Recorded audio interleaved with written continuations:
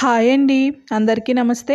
Welcome back to our channel Dishita talks. ఈరోజు మన వీడియోలో తెలుగువారి ప్రతి ఒక్కరి ఇంటిలోనూ పండగొచ్చిందంటే ఈ రెసిపీ ఉండాలి కదా, కొబ్బరి బూరెలు.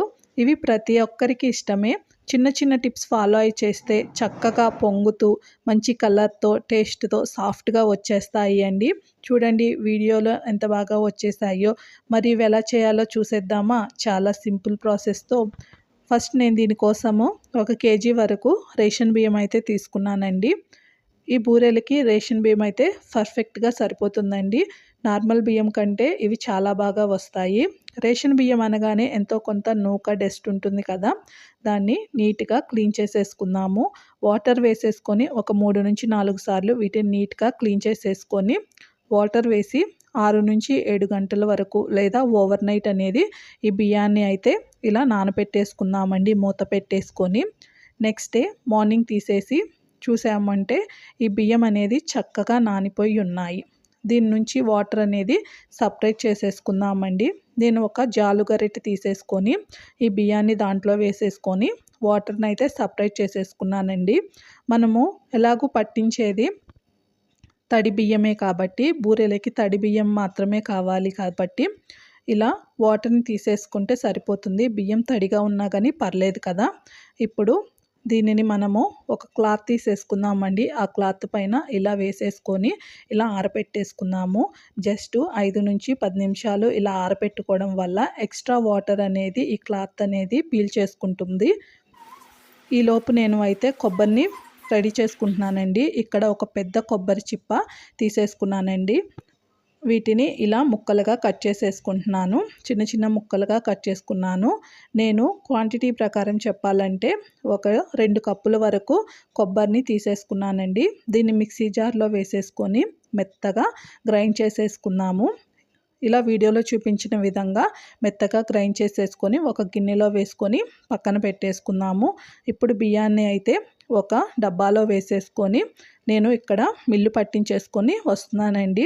ఇక్కడ చూడండి చాలా చక్కగా పట్టారు. దగ్గరుండి పట్టించుకున్నామంటే వాళ్ళు మనం ఇంకా జల్లెడ వేసుకునే పని లేకుండా మంచిగా పట్టేస్తారు.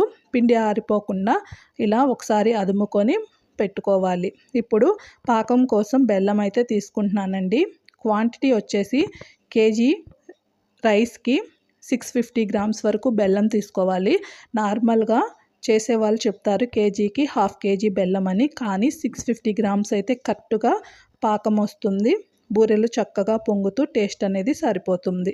ఇలా కొంచెం వాటర్ వేసేసుకొని బెల్లం కరిగించుకుంటున్నానండి. ఇప్పుడు ఒక ప్లేట్లో వాటర్ తీసేసుకొని బెల్లం కొంచెం వేసి చూసుకుంటే పాకం అయితే రాలేదు.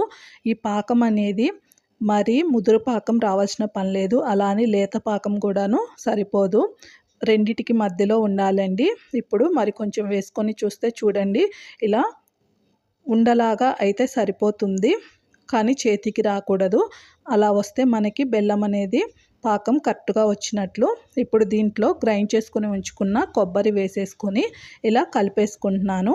అలానే ఒక 3-4 టేబుల్ స్పూన్స్ వరకు నెయ్యి వేసుకోండి. టేస్ట్ అనేది చాలా బాగుంటుంది బూరెల్లోకి. అలానే బూరెలు కూడాను సాఫ్ట్‌గా కూడాను వస్తాయి. నా దగ్గర ఇంట్లో చేసుకున్న నెయ్యి సరిపోలేదని బయట తెచ్చిన నెయ్యి కూడాను ఒక 2 స్పూన్లు వేసుకున్నానండి.